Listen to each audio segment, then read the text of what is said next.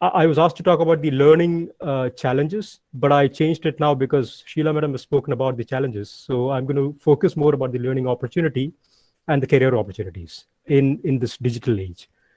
Okay. The contents, I'm going to set a context to what I'm going to say. I'm going to set the context because one, to inspire all of you, the students, and the second thing is so that you can relate to what I'm saying. You understand why I say what I say.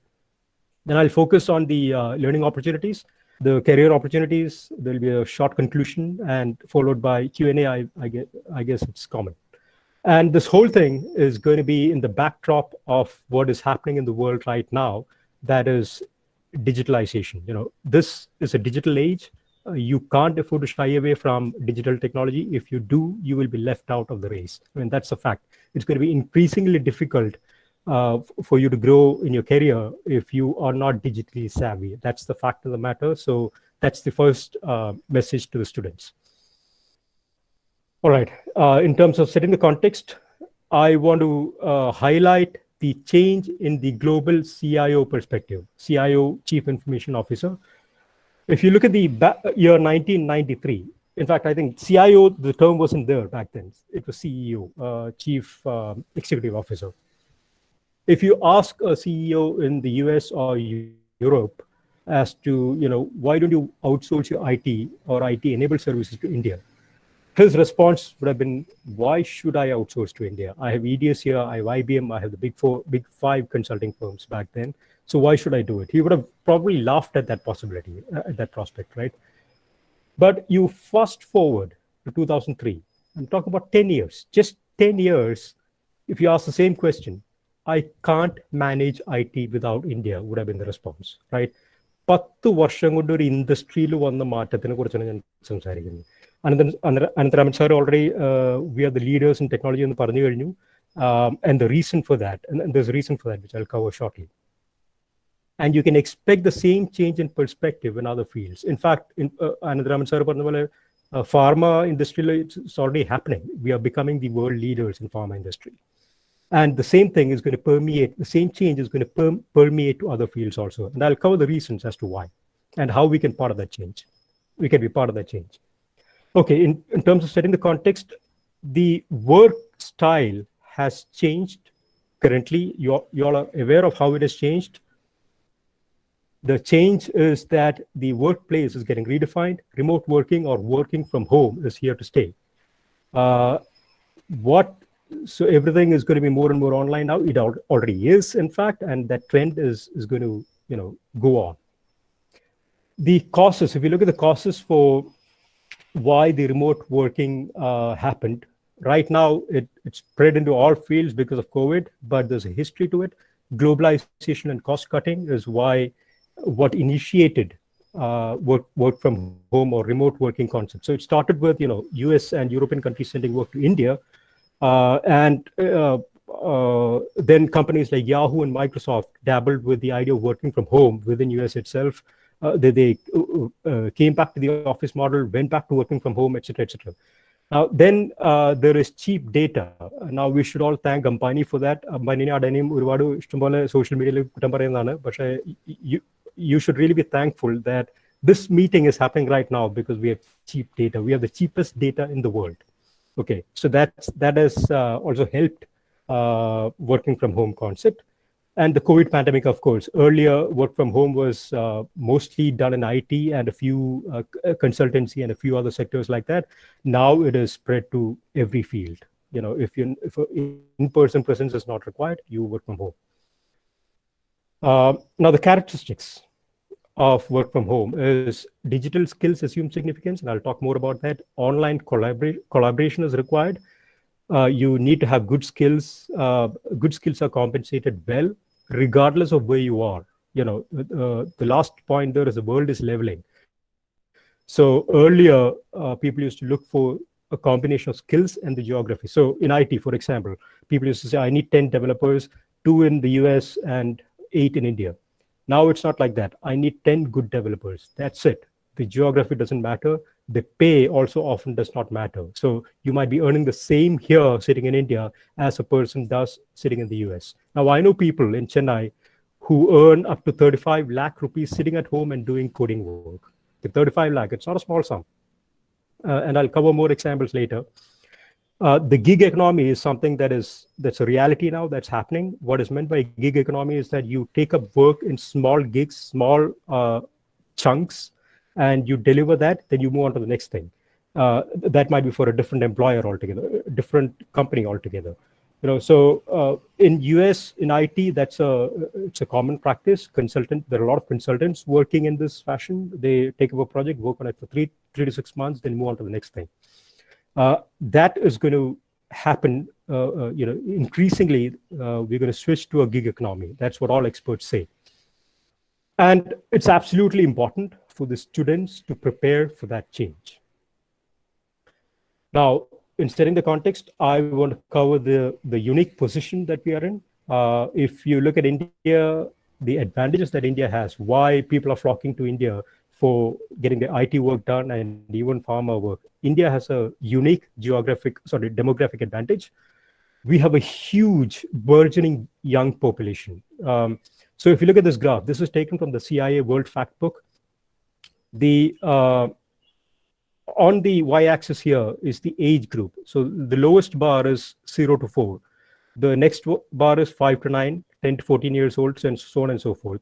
Towards the right, the pink and the red are the females, and towards the left, the different shades of blue is the males. So you can see that the maximum, the number of youth that we have below the age of 30 or 35 is more than 50%. Now, this is a very unique advantage that India has compared to other countries, and I'll compare with the other countries now. We have a huge English-speaking pool. Our economy is growing. We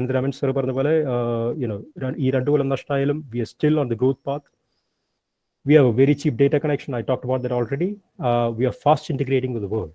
So those are the advantages that we Indians have. Okay, now how India compares in terms of the demographic advantage, just to put things into perspective. If you look at the developed countries of the world, the 5 richest economies. USA, this is how the graph looks like. China, which is a $14 trillion economy, this is what the graph looks like. You can see a lot of middle-aged population there. Japan, very aging population. Germany, and once again, see how India compares, the graph compares to the other countries. So this is a huge opportunity, guys. I mean, don't miss it. Now, one more thing that I want to share, and this is the last in terms of setting the context. I want to say something about us Indians. Okay, we are among the best brains in the world. This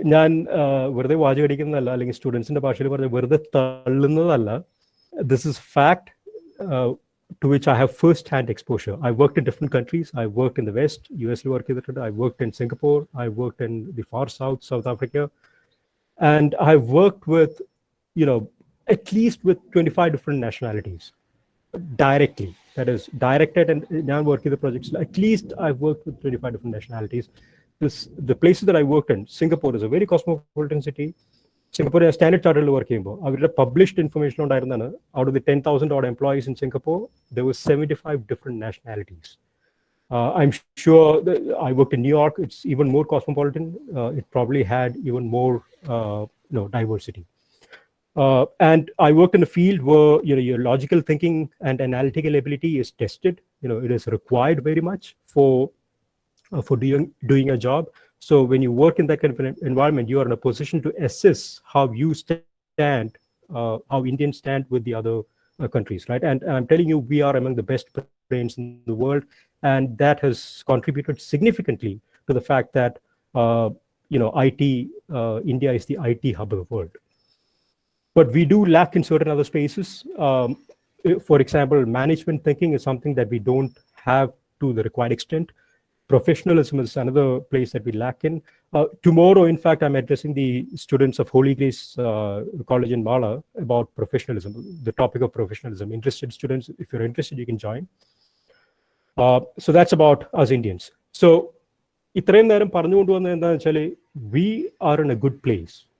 we have everything that is required to become the skilled manpower supplier of the world, right? With the right skilling. So students, if you skill yourself right, there will be no dearth of jobs for you. So that takes me to the next, the crux of the topic, that is learning opportunities or skilling opportunities, right? The message I want to give you here is you should continuously add value to yourself, right? It's not a പണ്ടൊക്കെ ഇപ്പം ഞാനൊക്കെ ജോലിക്ക് കയറിയ ഒരു സമയത്ത് എങ്ങനെയാ വെച്ചാൽ ഇപ്പൊ ഞാൻ മെക്കാനിക്കൽ എഞ്ചിനീയറിംഗ് കഴിഞ്ഞ് MBA കഴിഞ്ഞ് IT-ലേക്ക് കയറി. I worked in certain technology for the first 5 years, and my career was kind of set. അത് കഴിഞ്ഞ് കുറച്ചുകൂടി I had to dabble in a couple of other technologies for some time, but that's about it. I didn't have to continuously keep myself updated. But it started getting more and more difficult as the years went by, and that's going to stay, right? So you have to continuously learn. Be digitally savvy, as I said earlier. I mean to scare the students here. If you don't, if you're not digitally savvy, you will be increasingly left out of the race going forward. It's going to be increasingly difficult as the years pass by. So be digitally savvy. There's plenty of online resources, learning resources available, and I'll cover a few examples. Many of them are free of cost or low cost. Khan Academy is a beautiful example. There's MOOC, massive open online course. A lot of resources available. Udemy is another popular one. I use this a lot. Coursera, that's mostly for technical skills. And there are a lot. If you just Google it, there are a lot of similar websites and apps, which you can use for learning. So I'm going to. Udemy is my personal favorite. I'll just spend a little bit time introducing Udemy to you. If you log into Udemy, this is what it looks like. You can see here that there are a lot of categories: development, business, finance and accounting, IT and software, office product, so on and so forth. If you pick randomly just one topic, finance and accounting courses, for example, let's say a complete financial analyst course. If you pick that course, you get all the details there. You get all the details here, like 18 hours of on-demand video, 11 articles, 491 downloadable resources are there. There's a user rating for this one, unfortunately. Oh yes, here it is. 4.6 out of 5 is the user rating based on 57,000 ratings. So if you just pick a topic of your choice, go to Udemy, find the course that is with good user ratings and start the course. And it's pretty cheap. Look at this. You have courses which are offered free, to 300, 400, 500, maximum 1,200, 1,300 rupees. And the access is lifetime, as it shows here. Full lifetime access, right? So you can pick anything. I mean, it's not just technical skills, marketing, finance, etc. Just as an example, let's say soap making. 10,000 courses on soap making. This thing as simple as soap making. Why I chose that is because anything that you want to learn that you can think of under the sky, it is here in Udemy, and it's cheap. 300 to 1,500 rupees, lifetime access.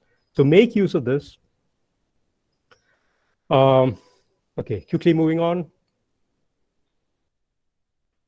The next skill that you should learn is learn to execute remotely. When you work from home, one of the major challenges that the students face is they don't get an opportunity to be mentored.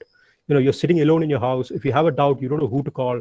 Even if you know who to call, you don't know if the person is free, if he's in a good mood, if he's approachable. So a lot of uncertainty is there, right? That's one of the main challenges for fresh graduates.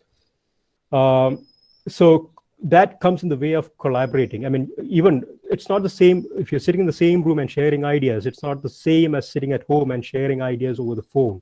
That doesn't work very well. So there are collaborative skills that can be developed digitally. I'll directly go to those because of the paucity of time. Just a little bit of just 1 minute on plan your work well and focus. One problem that is seen among the youth today is that they are distracted too much by social media, WhatsApp, your friends chatting, etc., etc. So exercising self-discipline is very important when you work in a work from home environment. You have to learn to communicate very well if you have issues, or if you want to communicate the status of the work that you're doing. You have to develop your communication skills. That's a different class altogether. And learn best practices for whatever you're doing, and learn to digitally collaborate. And the minimum that you have to learn is Google Suite, which consists of Google Docs and Sheets, etc., or Microsoft Office. Microsoft Office, of course, is a paid version, especially Microsoft Office 365, which has the same collaborative capabilities like the G Suite. That's paid. It's pretty expensive. So at least start with G Suite. The advantages G Suite is multi-device access, multi-user access. So collaboration becomes very easy. There are a lot of other tools. Trello is something that you can use. It's a free tool that you can use for organizing your personal tasks and also assigning simple tasks to other people. So work in small teams on simple tasks. Trello is a perfect work management tool. Notion is another one which is catching on now. Download these apps and check it out for yourself. Slack is a very popular tool which among the workforce in India. It's something like WhatsApp. It's used for communication, and it can integrate well with all the other kinds of applications. It's a free tool. Again, you can download and check it out yourself. These are the popular ones. Asana is catching on in India very fast. Then Microsoft Teams, of course. Then if you go a little advanced, when you start working, that is, Jira is the most popular software. That's paid, and it has much more advanced capabilities. But that's just for your information. So, learn, pick up. If you don't know these tools already, if you don't have the skills, go to Udemy, do a course on these. Learn at least one skill every month, and prepare yourself, brace yourself for that day when you want to start working. Now, once you've learned and once you've prepared that way, the next is career opportunities, right? And what I want to focus here again is, if we become a gig economy like the experts say that we will become, the freelance work is going to rule. It's already happening, in fact. So when I talk to my daughter and her classmates, a lot of companies, and I heard this in one of the clubhouse rooms also the other day, a lot of companies go for internships now, right? Go for interns instead of hiring people. Interns are available free of cost because these times are bad. Economically, companies are not doing very well. They may not have a lot of cash to employ people. So they go for interns, and all that happens through certain online platforms, and that trend is going to continue. Internshala is a site and an app where you can sign up for internships while you're doing the course itself. Upwork is another popular freelance website where plenty of jobs are listed.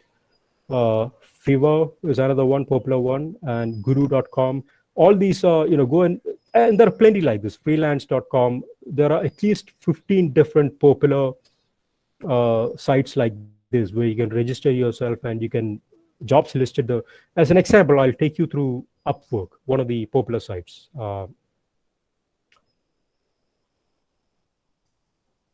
This is how the screen of Upwork looks like. You can, all these are different categories: development and IT, design and creative. So see, it's not just IT here. Creative jobs, finance and accounting, admin and customer support, engineering, legal, sales and marketing, writing, translation, etc., etc. And if you pick any of these, let's say sales and marketing, 33 different subtopics, subcategories. If you look at any of these, you can also pick by jobs beginning with A itself. There are quite a few. There's more than a dozen listed here, only in that one category. So what I'm saying is, you can learn anything that interests you from Udemy. Pick something that interests you, and come and check it out here in Upwork and sites like that, where the jobs are available for that particular skill. And once you know what interests you, there are skill, you can learn that, you can get paid well, then why not pursue that? What I'm essentially saying is, do something that you're passionate about, and there are opportunities sitting at home. You can do that. So if you pick one of the subcategories, all the jobs are listed here. It shows you how much it pays, and it has a user rating. It has a rating for the job seekers as well as the job providers. So there's a match. So over a period of time, if you're good at what you do, your star rating, user rating goes up, and people will be behind you, line up behind you for hiring you for their tasks, right? That's it regarding Upwork, and I think I've already used up my time. So to conclude, what I want to say is, choose a skill or multiple skills of your interest, pursue them, and grow along with the Indian economy. Right, your future is a bright one. And on behalf of TMA, I wish all the students the very best. Thank you.